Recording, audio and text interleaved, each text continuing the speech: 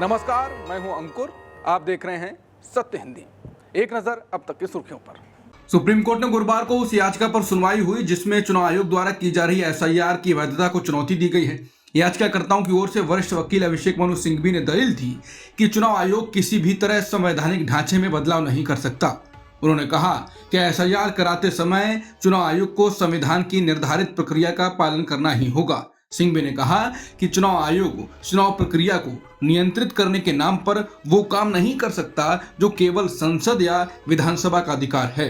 आयोग के पास कानून बनाने की पूरी और असीमित शक्ति नहीं है। सुनवाई के दौरान सीजेआई की बेंच ने यह सवाल भी उठाया कि अगर किसी निर्वाचन क्षेत्र में बड़ी संख्या में मृत वोटर हैं तो आयोग कैसे कह सकता है कि कुछ जगह उन्हें हटाया जाएगा और कुछ जगह नजरअंदाज किया जाएगा। कोर्ट ने चुनाव आयोग से स्पष्टता मांगी है कि एक ही प्रक्रिया को अलग अलग राज्यों में अलग तरीके से क्यों अपनाया जा रहा है। पश्चिम बंगाल में ब्लॉक लेवल ऑफिसर्स यानी बीएलओ ने शिकायत की है कि बुधवार रात से बीएलओ ऐप लगातार तकनीकी खराबी दिखा रही है। राज्य के कई इलाकों खासकर कोलकाता नॉर्थ और साउथ और दक्षिण व उत्तर 24 परगना जिलों में ये समस्या ज्यादा देखने को मिली है। बीएलओ का कहना है कि वोटर सूची से जुड़े फॉर्म्स की डिजिटाइजेशन प्रक्रिया के आखिरी चरण में ऐप बार बार फेल हो रहा है, जिसमें काम रुक गया है। इसी बीच कई जगहों से बीएलओ ने बेहद अधिक काम के दबाव की शिकायतें भी भेजी हैं। राज्य के मुख्य चुनाव अधिकारी के दफ्तर के एक वरिष्ठ अधिकारी ने बताया कि उन्होंने सर्वर समस्या को चुनाव आयोग के सामने रख दिया है।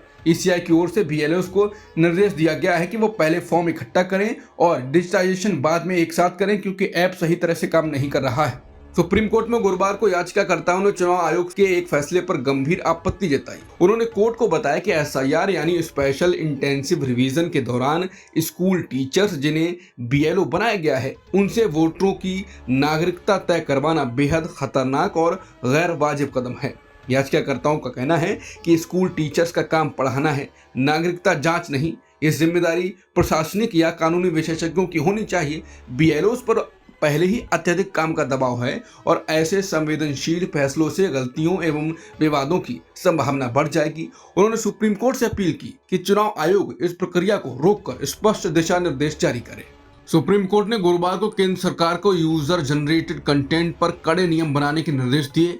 कोर्ट ने कहा कि इंटरनेट पर आने वाला बेहुदा, अश्लील या राष्ट्र विरोधी कंटेंट कई बार निर्दोष लोगों को नुकसान पहुंचा देता है, इसलिए इसे रोकने के लिए स्पष्ट गाइडलाइंस जरूरी हैं। कोर्ट ने सूचना एवं प्रसारण मंत्रालय से कहा कि ऐसे दिशा निर्देश बनाए जाएं जिससे अश्लील या भड़काऊ कंटेंट, राष्ट्र विरोधी कंटेंट, किसी की प्रतिष्ठा को नुकसान पहुंचाने वाली पोस्ट पर तुरंत कार्रवाई की जा सके। सुप्रीम कोर्ट ने यह सुझाव भी दिया कि एक स्वतंत्र और निष्पक्ष प्राधिकरण बनाया जाए। चीफ जस्टिस सूर्यकांत ने चिंता जताते हुए कहा कि समस्या यही है कि मेरा अपना चैनल है, मैं किसी के प्रति जवाबदेह नहीं हूँ, किसी को तो जवाबदेह होना पड़ेगा। सीजेआई ने यह टिप्पणी खासतौर पर यूट्यूब चैनलों के संदर्भ में की। एडवोकेट प्रशांत भूषण ने कहा कि अभिव्यक्ति की आजादी को सीमित करने वाले किसी भी नियम का या गाइडलाइन बनाने से पहले केंद्र सरकार को व्यापक और खुली सार्वजनिक चर्चा करनी होगी। उन्होंने चेतावनी दी कि राष्ट्र विरोधी यानी एंटी नेशनल शब्द बहुत बड़ा और अस्पष्ट है, जिसका गलत इस्तेमाल हो सकता है। इंटरनेट के कंटेंट पर रोक लगाने की बात करते हुए सीजेआई सूर्यकांत ने कहा कि विरोध लोकतंत्र का हिस्सा है। रोजाना लोग सरकार के खिलाफ लिखते हैं, लेकिन समस्या तब आती है जब आप अचानक कुछ यूट्यूब पर डाल देते हैं और लाखों करोड़ों लोग इसके शिकार हो जाते हैं। इनकी कोई आवाज नहीं होती, उनके पास कोई मंच नहीं होता और जब तक कि वो कोर्ट पहुंचते हैं तब तक नुकसान हो चुका होता है। वहीं जस्टिस बागची ने कहा कि किसी चीज को हटाने में कम से कम 24 घंटे लगते हैं, जब तक ये असर में आता है तब तक नुकसान हो चुका होता है। सोशल मीडिया बहुत तेज है, सीमाओं के पार जाता है और सेकंडों में फैल जाता है। ये रोकथाम का अभ्यास किसी को दबाने के लिए नहीं है, बल्कि एक निश्चित हद तक नियंत्रण रखने के लिए है। Indian broadcast and digital foundation की ओर से वरिष्ठ अधिवक्ता अमित सिब्बल ने अदालत द्वारा प्रस्तावित दिशा निर्देशों का वर्णन करने के लिए रोकथाम यानी प्रिवेंटिव शब्द का उपयोग करने पर आपत्ति जताई। सिब्बल ने कहा कि रोकथाम को प्री सेंसरशिप के रूप में पढ़ा जा सकता है। महाराष्ट्र की राजनीति में एक बार फिर मुख्यमंत्री की कुर्सी को लेकर चर्चा तेज हो गई है। शिवसेना शिंदे गुट के वरिष्ठ नेता और मंत्री दादा भुसे ने कहा है कि उन्हें पूरा भरोसा है कि एकनाथ शिंदे आगे चलकर फिर से महाराष्ट्र के मुख्यमंत्री बनेंगे। एक कार्यक्रम में भुसे ने कहा कि आज भी अगर आप लोगों से पूछेंगे कि उनका मुख्यमंत्री कौन होना चाहिए तो वो एकनाथ शिंदे का नाम ही लेंगे। भविष्य में राज्य का नेतृत्व शिंदे जी ही करेंगे। उन्होंने शिंदे की कामकाज की शैली की जमकर तारीफ की। भुसे ने कहा कि महाराष्ट्र ने ऐसा मुख्यमंत्री पहले नहीं देखा जो इतनी तेजी से फाइलें और मंजूरियां पास करता हो। यहां तक कि डिप्टी सीएम अजित पवार भी इस बात को मान चुके हैं। ये बयान ऐसे समय आया है जब शिवसेना शिंदे गुट और बीजेपी में तनाव बढ़ा हुआ है। दोनों दल एक दूसरे पर अपने नेताओं को तोड़ने का आरोप लगा रहे हैं। थाने में ये विवाद सबसे ज्यादा दिखा है जो शिंदे का गढ़ माना जाता है। शिंदे भी बीजेपी को बिना नाम लिए रावण कह चुके हैं और फडणवीस भी पलटवार कर चुके हैं और कह चुके हैं कि हम राम के अनुयायी हैं, लंका जला देंगे। कर्नाटक के आनंद विधानसभा क्षेत्र में वोट चोरी का बड़ा हाईटेक रैकेट पकड़ा गया। एसआईटी की जांच में खुलासा हुआ है कि सिर्फ 700 रुपए में ओटीपी खरीदकर हजारों वोटरों के नाम वोटर लिस्ट से हटाने की कोशिश की गई। ये मामला 2022-23 का है जिसमें 5,994 वोटरों के नाम गैर कानूनी तरीके से डिलीट करने की कोशिश की गई। एसआईटी के अनुसार इस पूरी साजिश के पीछे दो बड़े प्लेटफॉर्म थे, अमेरिका की वेबसाइट smsalert.com और भारत की otpbazaar.com। तो चलिए जान लेते हैं कैसे चल रहा था ये वोट चोरी का खेल। smsalert.com वर्चुअल सिम कार्ड बेचती है। ये वर्चुअल सिम असली भारतीय मोबाइल नंबर की कॉपी बना लेते हैं। जब चुनाव आयोग ओटीपी भेजता है तो ओटीपी असली फोन पर भी आता है और वर्चुअल सिम पर भी। असली फोन वाले को पता भी नहीं चलता कि उनका ओटीपी किसी और को भी मिल रहा है। otpbazaar.com इन ओटीपी को रियल टाइम में कलबुर्गी के डेटा सेंटर तक पहुंचाती थी। फिर उस ओटीपी से हजारों की संख्या में आवेदन डाल दिए जाते थे। फला वोटर का नाम वोटर लिस्ट से हटाया जाए। ओटीपी की कीमत क्या थी? मात्र 700 रुपए। एसआईटी को पता चला कि कलबुर्गी डेटा सेंटर का संचालक हर ओटीपी के लिए 700 रुपए ओटीपी बाजार को देता था। एसआईटी ने पश्चिम बंगाल के नदिया जिले से बापी आदि को गिरफ्तार किया है। वो ओटीपी को पैसा अपने बैंक खाते में लेता, छोटा कमीशन काटता और बाकी पैसे क्रिप्टो करेंसी के जरिए एसएमएस अलर्ट को भेज देता। वहीं एसआईटी को सबूत मिले हैं कि कलबुर्गी क्षेत्र के कुछ बीजेपी नेताओं ने इस डेटा सेंटर की सेवाएं ली थी। कांग्रेस के शीर्ष नेतृत्व ने हाल ही में बिहार विधानसभा चुनाव में पार्टी की हार का विश्लेषण करने के लिए बिहार के नेताओं के साथ बैठक की। यह बैठक गुरुवार 27 नवंबर को हुई।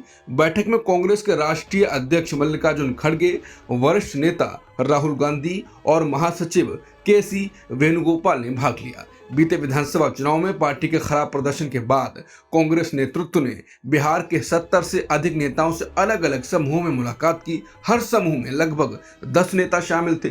बैठक का मकसद हार की वजहों पर चर्चा करना और भविष्य की रणनीति तय करना बताया गया। बैठक में कई नेताओं ने कहा कि पार्टी को आरजेडी का बोझ उठाना पड़ रहा है और बिहार में कांग्रेस को अपनी अलग राह तय करनी चाहिए।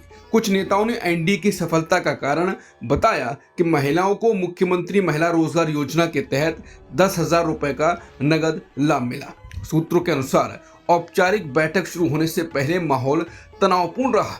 बिहार के नेता चुनाव में हुई हार के लिए एक दूसरे को दोष दे रहे थे, जिससे कड़ी बहस भी हुई। हालांकि अल्लावरू ने इन रिपोर्ट्स और टिकट बेचे जाने के आरोपों को खारिज किया। उन्होंने कहा कि हाँ, कुछ विवादास्पद टिकट दी गई थी, लेकिन जब आप बोलते हैं तो डेटा के साथ बोलना चाहिए।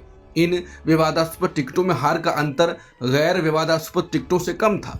आरोप लगाना आसान है, लेकिन जिम्मेदार लोग होने के नाते सतर्क रहना चाहिए। उन्होंने ये भी कहा कि जब मैं कमरे में गया तो ऐसा कुछ नहीं हुआ कि बिहार के नेता एक दूसरे पर गाली गलौज कर रहे थे। बैठक में पार्टी के खराब प्रदर्शन के लिए जिम्मेदारी लेने के सवाल पर अल्लावरू ने कहा कि ये इंजीनियर किए गए चुनाव थे।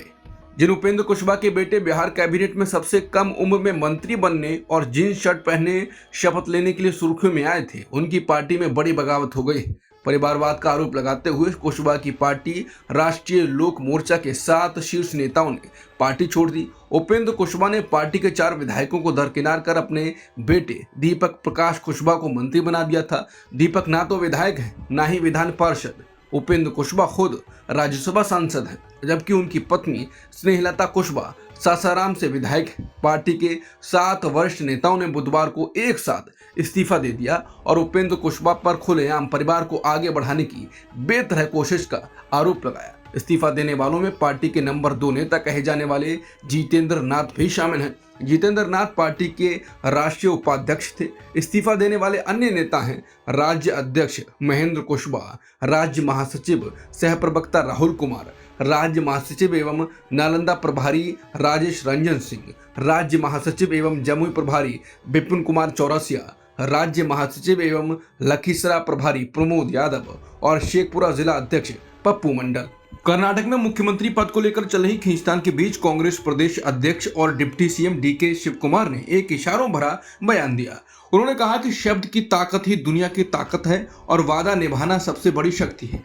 उनके इस बयान को सिद्धरामैया के बाद सत्ता बदलाव की मांग और उससे जुड़े राजनीतिक दबाव के संकेत के रूप में देखा जा रहा है। एक कार्यक्रम को संबोधित करते हुए शिवकुमार ने कहा, एक कहावत है, एक शब्द की ताकत ही दुनिया की ताकत है, यानी हमारे लिए अपना वादा निभाना दुनिया की सबसे बड़ी शक्तियों में से एक है। चाहे वो जज हो, भारत के राष्ट्रपति हो, मैं, आप या आपके घर का कोई भी व्यक्ति, यही सबसे बड़ी शक्ति है और हमें इसका सम्मान करना चाहिए। इसके बाद शिव कुमार ने कुर्सी वाली टिप्पणी की। अपने आसपास खड़े समर्थकों से बैठने का आग्रह करते हुए उन्होंने कहा, जो लोग मेरे पीछे खड़े हैं उन्हें कुर्सी की कीमत नहीं पता। उन्हें जो भी कुर्सियां मिलती हैं उन पर बैठने के बजाय वो बेवजह खड़े रहते हैं। इस पर वहां मौजूद लोग हंस पड़े। कांग्रेस अध्यक्ष मल्लिकार्जुन खड़गे ने गुरुवार को कहा कि वो कर्नाटक की जारी सियासी खींचतान को खत्म करने के लिए दिल्ली में एक अहम बैठक बुलाएंगे। इस बैठक में राहुल गांधी, कर्नाटक के मुख्यमंत्री सिद्धरामैया और डिप्टी सीएम डीके शिवकुमार शामिल होंगे। खड़गे ने कहा कि सभी वरिष्ठ नेता बैठकर आगे की राह तय करेंगे और जो उलझन और भ्रम पैदा हुआ है उसे खत्म करेंगे। कर्नाटक में पिछले कुछ हफ्तों से सत्ता संघर्ष बढ़ गया है, खासकर तब से जब कांग्रेस सरकार ने 20 नवंबर को अपने 5 साल के कार्यकाल का आधा सफर पूरा किया। भारतीय रुपया शुक्रवार को शुरुआती कारोबार में 7 पैसे कमजोर होकर 89.43 प्रति डॉलर पर पहुंच गया। अंतर्राष्ट्रीय बाजार में डॉलर की मजबूती और कच्चे तेल की बढ़ती कीमतों ने रुपए पर दबाव बनाया। फॉरेक्स विशेषज्ञों के मुताबिक विदेशी निवेशकों की फंड निकासी और आ जाने वाले जीडीपी ग्रोथ के आंकड़ों को लेकर निवेशकों की सतर्कता ने भी रुपए को कमजोर किया। इंटरबैंक फॉरेन एक्सचेंज ने रुपया 89.41 पर खुला और शुरुआती सौदों में फिसल कर 89.43 प्रति डॉलर पर पहुंच गया। गुरुवार को भी रुपया 14 पैसे गिरकर 89.36 पर बंद हुआ था। अंतर्राष्ट्रीय मुद्रा कोष यानी IMF ने भारत के राष्ट्रीय लेखा सांख्यिकी यानी नेशनल अकाउंट्स स्टैटिस्टिक्स की अपनी वार्षिक समीक्षा में देश के सकल घरेलू उत्पाद यानी जीडीपी और सकल मूल्य वर्धित यानी GVA सहित महत्वपूर्ण आंकड़ों को C ग्रेड दिया है। ये उपलब्ध ग्रेडिंग ABCD में दूसरा सबसे निचला स्तर है, जो भारतीय अर्थव्यवस्था के आंकड़ों की क्वालिटी पर गंभीर सवाल खड़े कर रहा है। IMF ने स्पष्ट किया है कि C ग्रेड का अर्थ है कि उपलब्ध डेटा में कुछ कमियां हैं जो निगरानी में थोड़ी बाधा डालते हैं। यह ग्रेड ऐसे समय में आया है जब सरकार शुक्रवार को चालू वित्त वर्ष की दूसरी तिमाही के राष्ट्रीय लेखा आंकड़े जारी करने वाली है, जिससे यह मुद्दा और भी अधिक महत्वपूर्ण हो गया। संसद के आगामी शीतकालीन सत्र से पहले केंद्रीय संसदीय कार्य मंत्री किरण रिजिजू ने विपक्ष को तीखा संदेश दिया। रिजिजू का कहना है कि संसद की कार्यवाही को बार बार बाधित करने की विपक्ष की रणनीति उनके ही राजनीतिक नुकसान का कारण बन रही है।